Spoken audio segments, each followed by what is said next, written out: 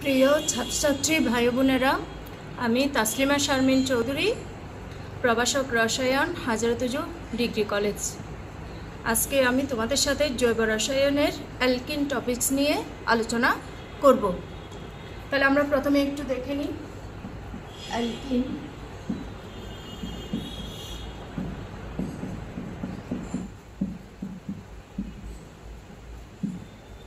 তাহলে অ্যালকিনস কাকে বলে?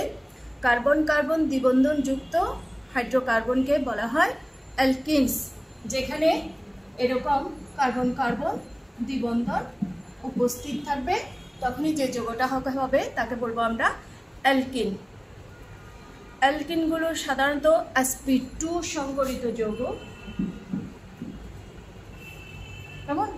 এগুলো তোমরা আগে পড়েছো, তাই আমি sp2 সংকরণ নিয়ে আর আলোচনা করার দরকার নেই। তবে দ্বিবন্ধনযুক্ত অ্যালকিন এবং আবার ওদিকে গিয়ে বেনজিন, এগুলো হচ্ছে sp2 সংকরিত যৌগ। অ্যালকিনকে বলা হয় অসম্পৃক্ত হাইড্রোকার্বন।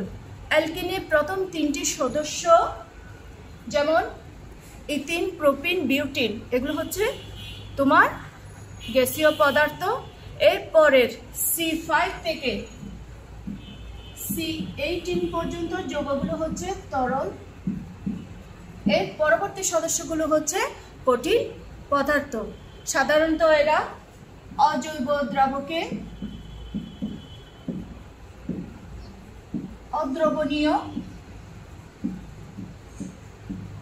এবং জৈব দ্রাবকে দ্রবণীয় অ্যালকিনগুলো। ঠিক আছে? এদেরকে বলা হয় অলিফিনস। অ্যালকিনগুলোকে আমরা বলতে পারি অলিফিনস বা অলিফিন। অলিফিন শব্দটা কোত্থেকে আসছে? অলিফিয়েন্ট গ্যাস এই শব্দটি থেকে এসছে। অলিফিয়েন্ট গ্যাস, অয়েল ফর্মিং গ্যাস, অর্থাৎ তৈল উৎপাদনকারী গ্যাস, এই শব্দটা থেকে অ্যালকিন শব্দটি এসছে এবং যেটাকে আমরা অলিফিন বলে থাকি। তাহলে এই গেল প্রাথমিক কথাবার্তা। এবার আমরা চলে যাব অ্যালকিনের সাধারণ প্রস্তুত প্রণালী।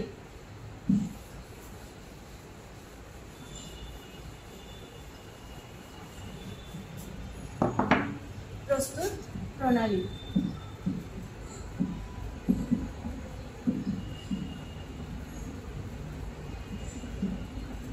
বা প্রিপারেশন বলবো আমরা। সেটা কেমন? প্রথমেই আমরা দেখতে পারি 1 নম্বর অ্যালকাইনের বিজারণ দ্বারা।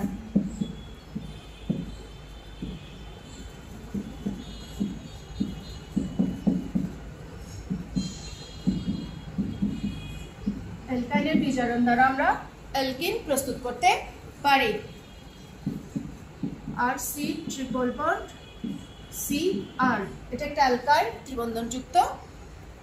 তার সাথে সোডিয়াম ধাতুর উপস্থিতিতে এবং অ্যামোনিয়া, তরল অ্যামোনিয়া বলবো আমরা, তরল অ্যামোনিয়ার সাথে বিক্রিয়া করে আমরা পাবো RCH ডবল বন্ড CHR। এটা অ্যালকাইন ছিল আর এটা হলো অ্যালকিন।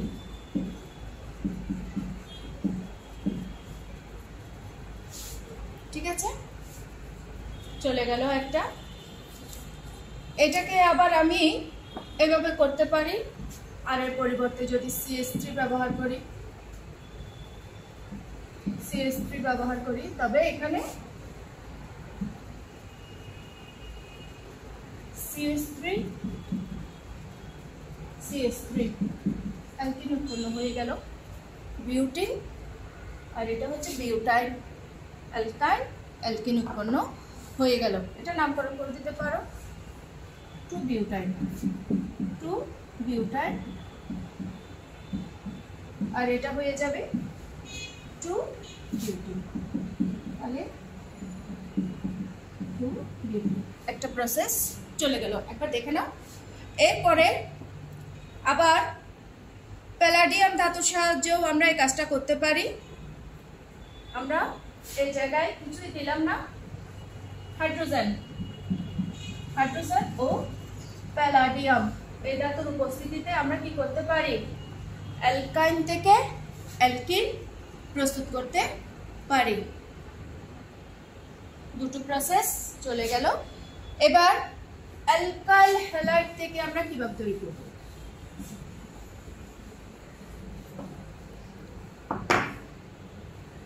দেখো অ্যালকাইল হ্যালাইড বেশি প্রসেস দেখাবো না, আমি তিনটা দেখাবো শুধু। অ্যালকাইল হ্যালাইড হতে বা অ্যালকাইল হ্যালাইড থেকে আমি কিভাবে প্রস্তুত করতে পারি। যে কোনো একটা অ্যালকাইল হ্যালাইড নিলাম আমি, আর CH2X, তার সাথে ক্ষারীয় আর ব্যবহার করলাম, অ্যালকোহলীয় পটাশিয়াম হাইড্রোক্সাইড ব্যবহার করে আমি কি পাচ্ছি, এখান থেকে অ্যালকিন পাচ্ছি। আর CH2 আর এদিকে পাওয়া যাবে পটাশিয়াম হ্যালাইড যোগ হ্যালাইড।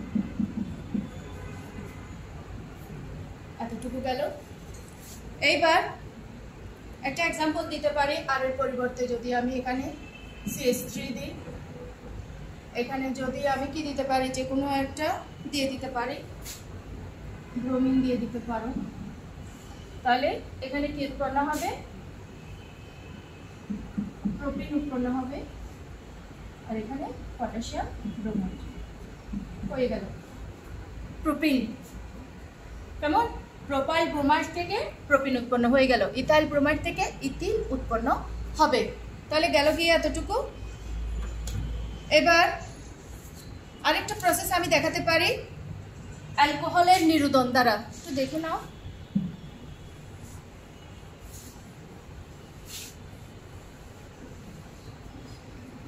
অ্যালকোহলের নিরোধন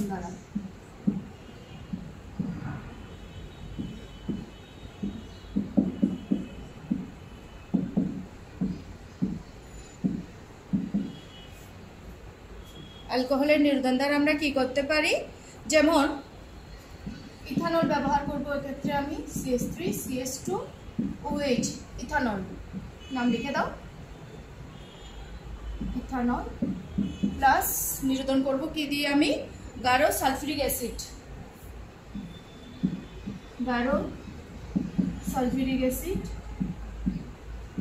170 degree centigrade temperature. কি পাবো, ইথিন পাবো, সাথে এদিকে পাওয়া যাবে সালফিউরিক অ্যাসিড যোগ একনো পানি, H2O যোগ সালফিউরিক অ্যাসিড। দেখো অ্যালকোহলের নিরোধন দ্বারা আমরা একটা দেখালাম। তাহলে বেশ কয়েকটা প্রস্তুত প্রণালী দেখালাম। একটা হচ্ছে অ্যালকাইনের বিজারণ দ্বারা, তারপর আবার অ্যালকাইল হ্যালাইড থেকে, তারপর দেখালাম অ্যালকোহলের নিরোধন দ্বারা। তিনটা প্রসেস আমি তোমাদেরকে দেখালাম, আরও আছে, বই থেকে তোমরা এগুলো দেখে নিতে পারো। এবার চলে যাব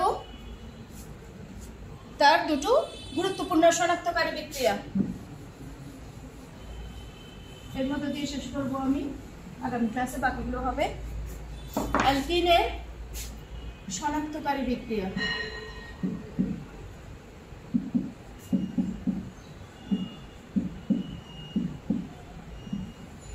এক নম্বর ব্রোমিন দ্রবণ পরীক্ষা।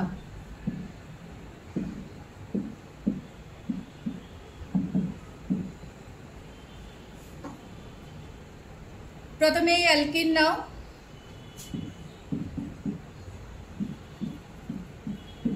ব্রোমিন দ্রবণ ব্যবহার করব, দ্রাবক হিসেবে ব্যবহার করব কার্বন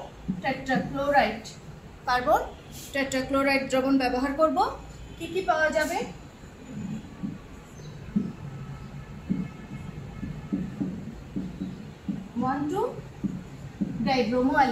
1,2-ডাইব্রোমো অ্যালকেন।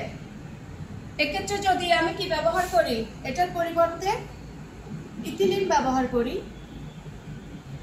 দেখো বিক্রিয়াটা তখন কি দাঁড়াবে, hydrogen hydrogen hydrogen hydrogen 1,2 dibromo ethane.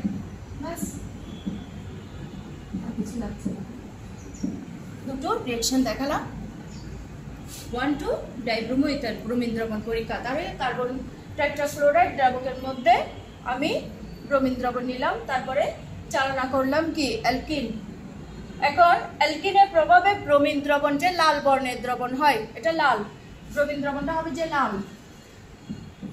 এর বর্ণ দূরীভূত হয়ে যাবে। তাহলে এর মাধ্যমে আমরা প্রমাণ করতে সক্ষম হলাম যে কি ব্রোমিন দ্রবণের মধ্যে যদি আমি ইথিলিন গ্যাস চালনা করি তাহলে ব্রোমিনের লাল বর্ণটা দূরীভূত হবে। এটাই ব্রোমিন দ্রবণ পরীক্ষা। এরপর আরেকটা পরীক্ষা দেখাবো, বেয়ার পরীক্ষা বলা হচ্ছে তাকে। এই পরীক্ষাটার নাম বেয়ার পরীক্ষা, লিখছি বেয়ার পরীক্ষা।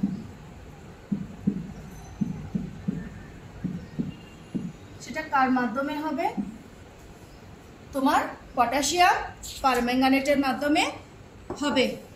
নিরপেক্ষ বা ক্ষারীয় পটাশিয়াম পারম্যাঙ্গানেট দ্রবণে অ্যালকিন বা অ্যালকাইন জারিত হয়ে কি করবে? তাহলে বিক্রিয়াটা দেখাচ্ছি। পটাশিয়াম পারম্যাঙ্গানেটের সাথে প্রথমে রিঅ্যাকশন, পটাশিয়াম হাইড্রোক্সাইড উৎপন্ন হবে কি পটাশিয়াম ম্যাঙ্গানেট, এটা পটাশিয়াম ম্যাঙ্গানেট। তারপর পাবো আমরা পানি ও জাইমান অক্সিজেন, জাইমান অক্সিজেন পাবো। সেই জাইমান অক্সিজেন গিয়ে অ্যালকিনের সাথে বিক্রিয়া করবে, পানি যোগ জাইমান অক্সিজেন। কি কি উৎপন্ন হবে দেখো,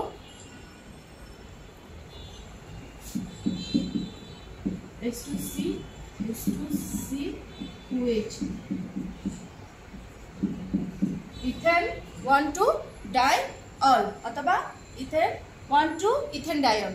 ইথেন দেখো, ইথেন 1,2 ডাইঅল।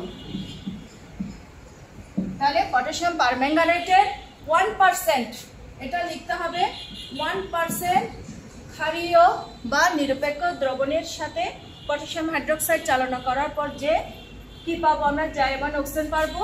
সেটার সাথে কার বিক্রিয়া হবে? অ্যালকিনের বিক্রিয়া হবে। বিক্রিয়া হওয়ার পর পটাশিয়াম পারম্যাঙ্গানেটের গোলাপি বর্ণ দূরীভূত হয়ে যাবে এবং এর মাধ্যমেই প্রমাণিত হবে যে যৌগটা ছিল অ্যালকিন। অ্যালকাইন ওই ধরনের পরীক্ষা দিতে পারে। তাহলে দুটো শনাক্তকারী পরীক্ষা আমরা দেখলাম, একটা হচ্ছে তোমার বেয়ার পরীক্ষা, আরেকটা হচ্ছে ব্রোমিন দ্রবণ পরীক্ষা। তারপর কিছু আমরা প্রিপারেশন দেখলাম, অ্যালকিন সম্পর্কে সামান্য কিছু ধারণা লাভ করলাম। তাহলে আজকের ক্লাসে একবার দেখে নাও, তারপর আমি ক্লাসটা শেষ করে দিচ্ছি।